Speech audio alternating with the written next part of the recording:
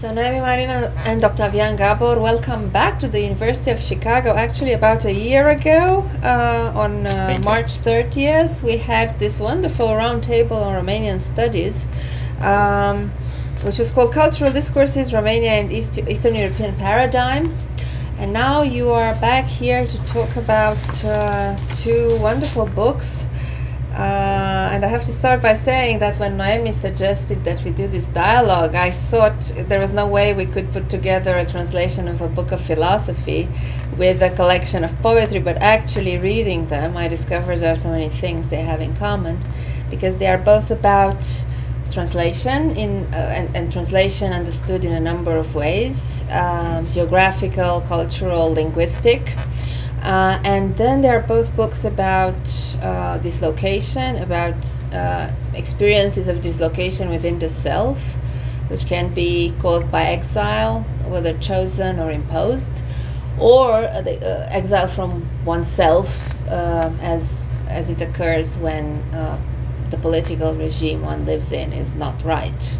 And that's something that connects to Pray for Brother Alexander. Thank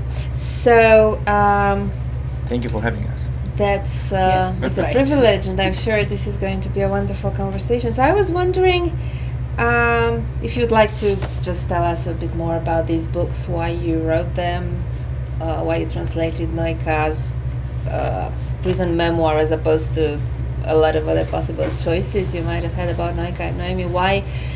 Why you put? I mean, this is a very recent volume of poetry. Some of the poems are not that new. How you chose the selection? How you made the selection? How you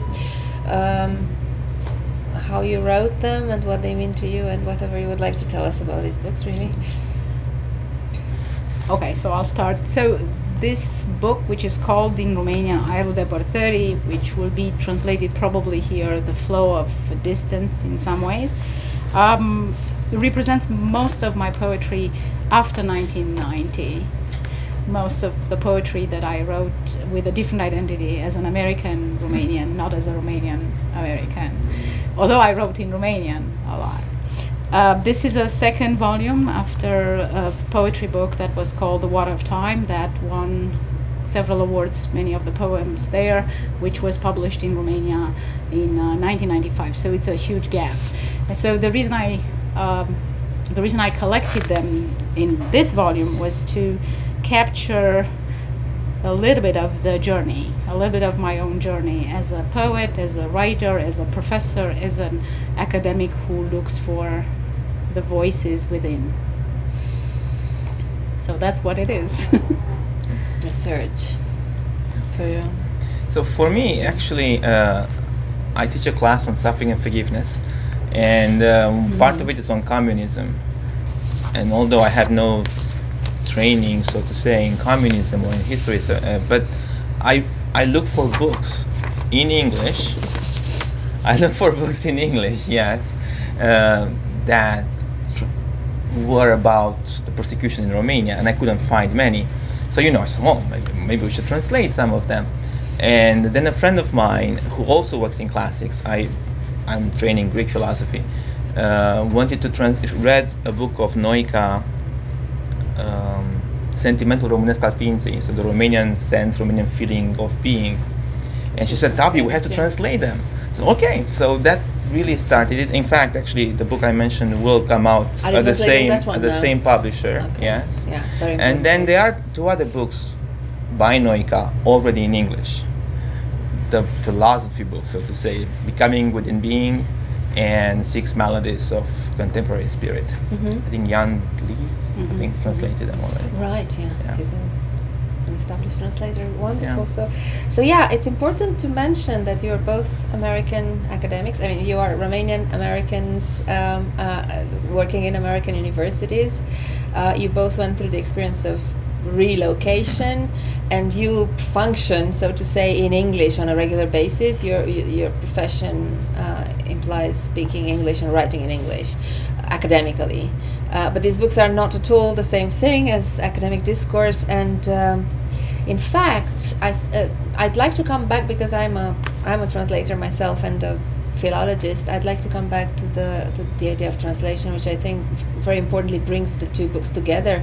And to go back to Eva Hoffmann's Lost in Translation, in a sense, exile is an exercise in translation, and it's an exercise in which you get lost to begin with, and then you have to find yourself. And this is very difficult sometimes.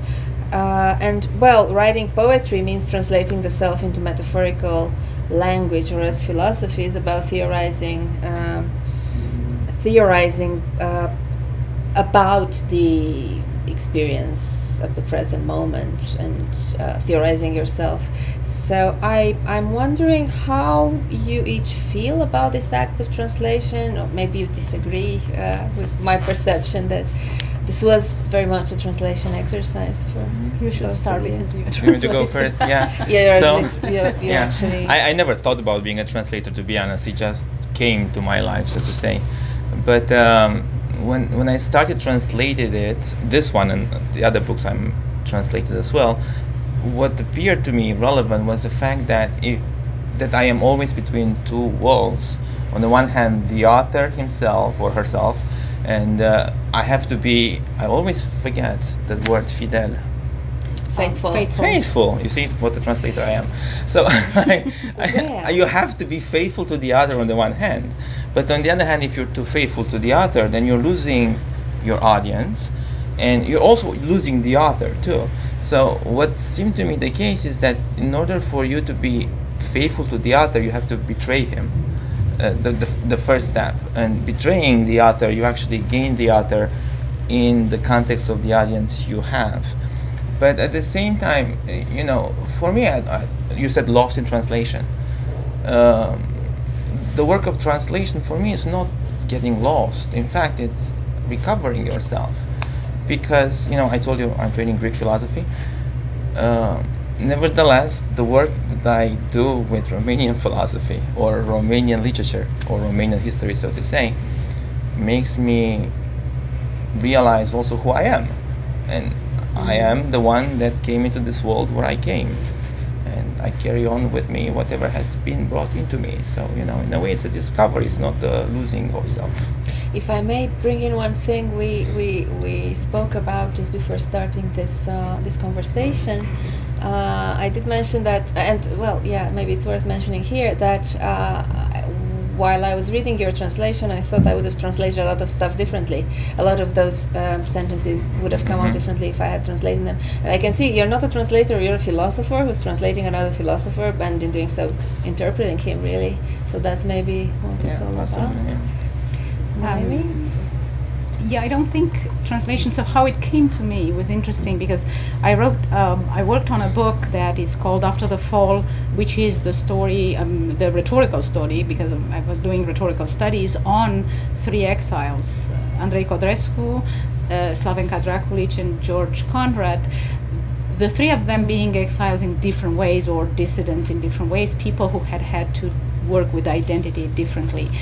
The poetry comes to me as one of my, let's say, personal way of expressing what I'm going through. And the title of this particular book, The Air of Distance, is to capture the, I don't want to say translation, but I would say translating, trans-moving, transcending different identities. And the life of a Romanian working in the need for language, in the search for language, in an American format of studies of rhetoric, for example, came with an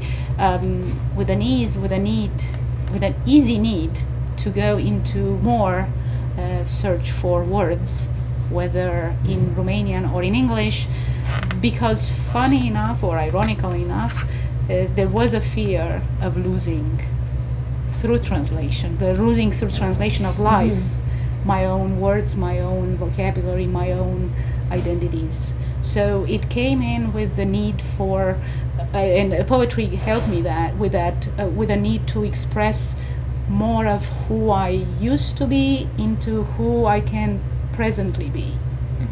So it is, in a way, trans-moving identities. You've almost answered my next question, but there's a little bit more to it. So you are a very well-known professor of rhetoric. You've written a lot on communist and post-communist rhetoric, especially. So that's your main field. And a lot of people know you as an academic writing on this very precise discourse. Rhetoric is a discipline that approaches discourse in a very precise scientific way. And as literary critics Mirela Roznovanu and Simona Preda, who have written about your collection of poems, note, it comes almost as a surprise to the reader that your poetic voice is extremely distinct and original, and it expresses an intense reflection on the human condition under political pressure, and it's very creative and very metaphorical, and it seems almost a different voice from the one of the professor of rhetoric, which is extremely interesting. And of course one can draw connections if one wants to, but it's a different dimension of yourself. Would you like to tell us some more about your creative process? I mentioned that to you in our discussion before, that I got 5 awards in poetry. So that means that I dabbled into poetry long time before, just to say that. But I did get some national awards in Romania. In my first volume, The Water of Time, got recognized by that. But because I like music and because I like rhetoric, has the sensitivity of words as impacting people. For me, poetry came as another way to work with words, with words that have a meaning to an audience of one, at least for me, and then to an audience of. I would say when you write poetry, you write not thinking of a particular target audience, but you write because you have to express the ways you think of your voice. So when I studied voice in rhetoric, I thought, I shouldn't forget my own voice. So that's why. So there is a connection. There is a connection. You're also translated into French. Yes. Since we're talking about translation, that's important, and it came as a recognition of one of the prizes. Yes, I was very fortunate to be published also with an anthology of contemporary Romanian poets in Gallimard, and that's a pretty known publishing house. So that was a good seal of recognition. We should read some more of your poetry. I'm sure there will be a lot more coming up. So, Octavian Gabor, you were initially trained as a journalist, which is intriguing to me because and then you became a philosopher, which is what you really wanted to do, as you told me once. So it's intriguing because to me, philosophy, one of the most important missions of philosophy, maybe in the contemporary world or in the world as we know it, is to theorize about the present historical moment. And in a sense, journalism is about recording the present moment as accurately as possible. And I think it's very interesting to see how these two backgrounds combine in what you do, because the way in which you responded to through translation to Constantin Noica's prison experience seems to me to have an alertness that comes precisely from being able to theorize about the present moment. And I think it's interesting to put that to put your own work as a philosopher and your translation of Noica in a bit of a context, because Noica is one of the most important voices in modern Romanian philosophy. He's one of this distinguished quartet of Romanian intellectuals, Mircea Eliade, whose name certainly rings a bell here at the University of Chicago, but also Eugen Ionescu and Emil Cioran, who are important French intellectuals. So they functioned in they are present in the French language more than in Romanian, really, but their roots are back in Romania. So why did you choose to translate this particular book by Noica, which is not very well known? Actually, parts of it were discovered very recently in the Securitate archives. And what does Noica mean to you in general? And what do you think he means to Romanian culture nowadays. Why should we read Noica now? Yeah. So I will begin with the last part, at least a little bit. In fact, Noica is one of the people responsible for me doing philosophy. Not because I knew him, because I did not, but rather because reading his books made me study philosophy. So maybe that's why I'm going towards Noica. Why this particular book? Mainly because I was interested in communist persecution, and I was trying to look into various books about that. But at the same time, I think, as you mentioned, journalism and philosophy and how philosophy responds to present day and so on, I think one of the dangers that we sometimes are guilty of as philosophers is that we fall in love with abstract ideas. And as I'm not the first one to say that, but there are many evils that have been done throughout centuries in the name of beautiful ideas and abstract ideas. And I think in this book, Noica sees that, and he shows that we could murder in the name of I don't know, let's say equality, right? Or in the name of a certain superiority of a race, or in the name of an idea that I mentioned equality because in communism and so on, right? So what he sees, I think, in this book especially, is that often when we fall too much in love with ideas, we can forget what they do to real people and what kind of influences they may have to real people. And ideas, that's why you have a dialogue in the book and you have people talking, and he describes a theory, then you have other people reacting to it and so on. Ideas, if they are not somehow incarnate, living in people and trying to come here on earth, they can become very dangerous tools. And tools in really, I said murder before, maybe it's too strong of a word, but really in annihilating the existence of another human being in the name of some beautiful idea I may have. Can I jump in for a second and say something about poetry and philosophy as important from the standpoint of language? And this is transcending, just to play on translating and transcending our own books and our own event, but discussing something that I think we both are searching for in some ways, which would be the fact that, for example, both philosophy, but for sure poetry, requires attention on language, and it requires the reader to be as attentive to language as the creator or the translator or the philosopher, because it is a surge of words that mean or intend to mean an expression of human recognition of life, and with that attention, with that moment of which Ernesto Grassi calls it ingenium, but it's also Cicero who called it too. It's like with this sparkle of words that can create abstractions, can create rigid ideas, but also could create a moment of lyric recognition of human voice, of human experience, or of human life.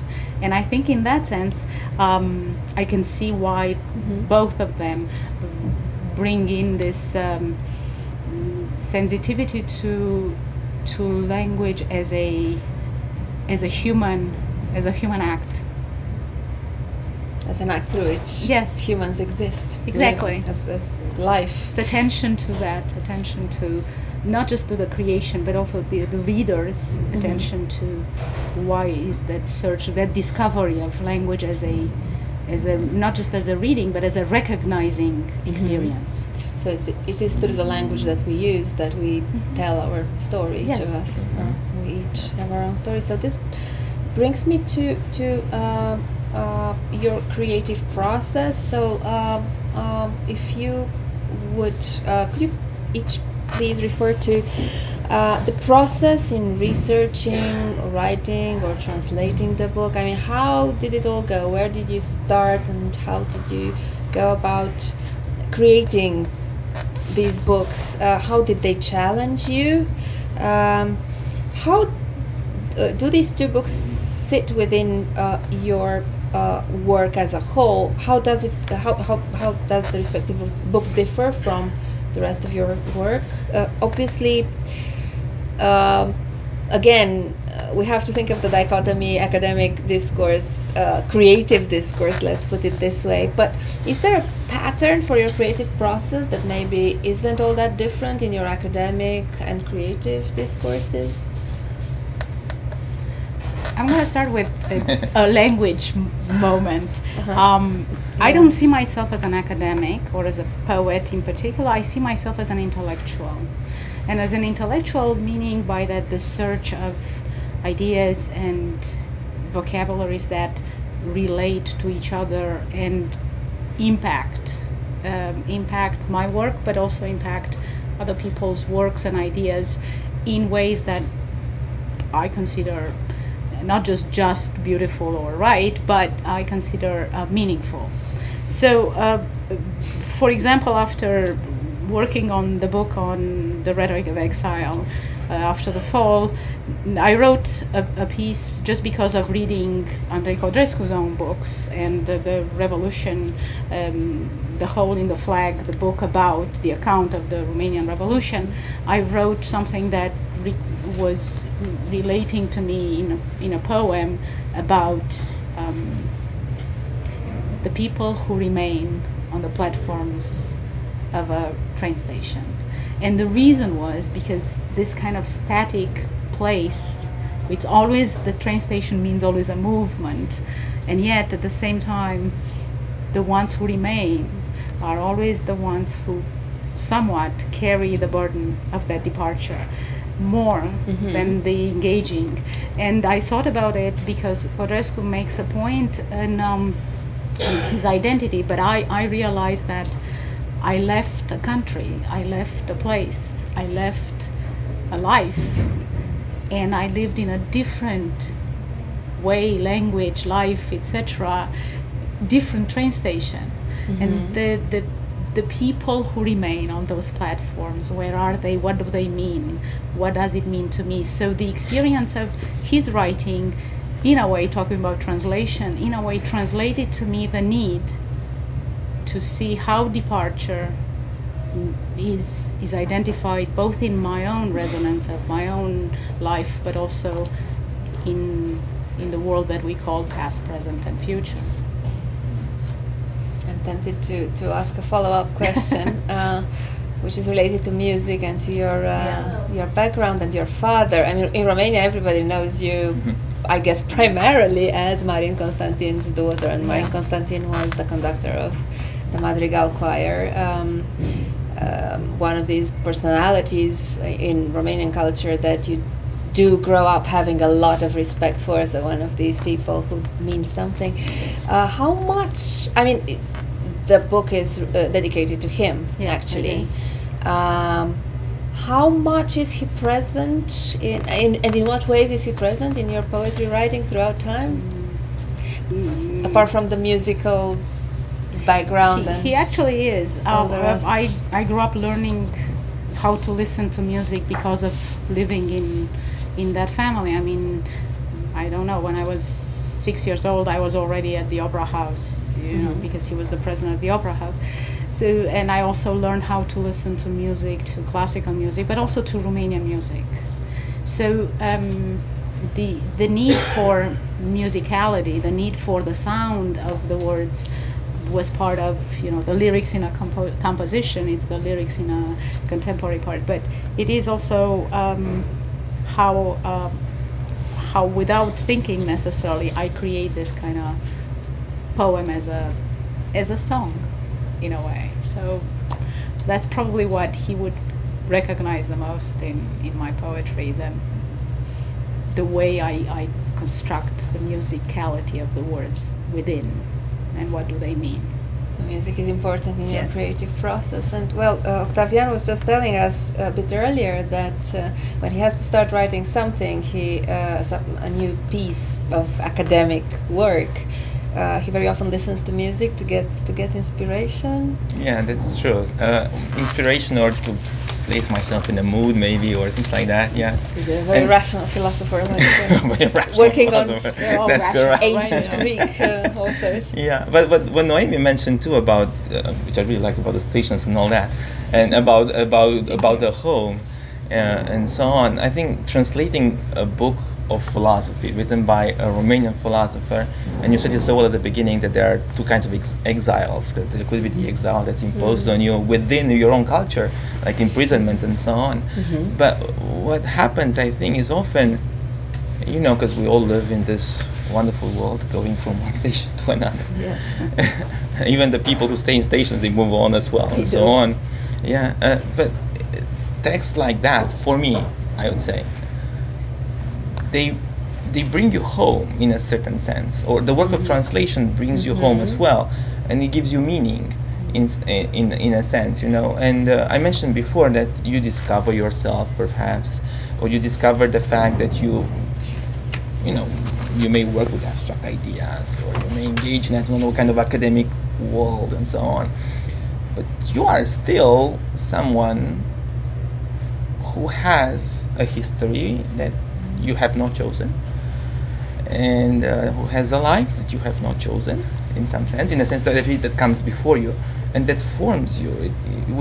We do not come in places which are empty or in vacuum, you know. We come into a place that's already formed, and coming into that place, going back to a work of translation, brings you home.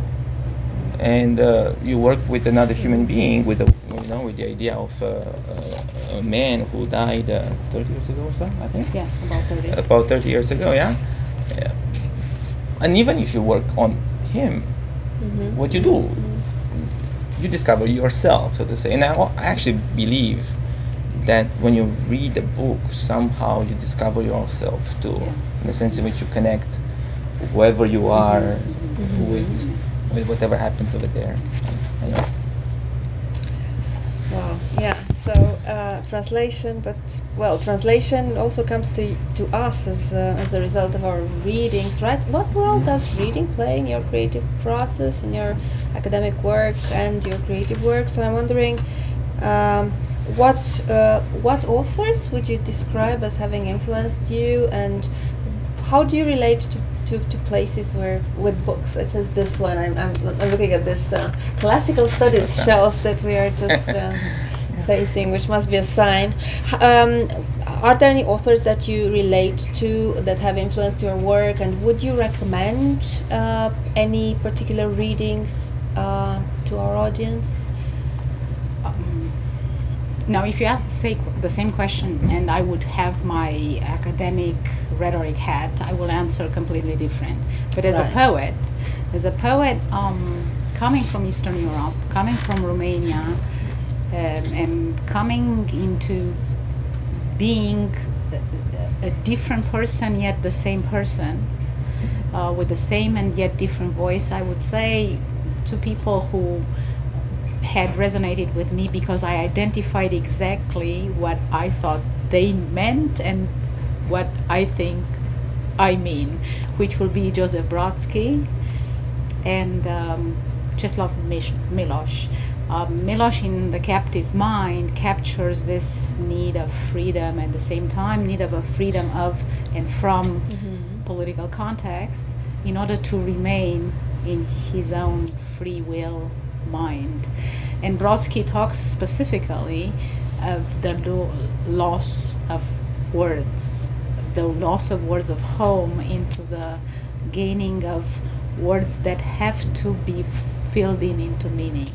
So with the head as a poet, I would say Joseph Brodsky and Milosz. Well, I'm a philosopher, so I should say philosophy, but nevertheless, the first author that I will mention is Dostoevsky, who, for me, there's no other like him. In the way in which he can travel within the soul of a human being is just marvelous, I think, at least. But then, and since we talk about Romanian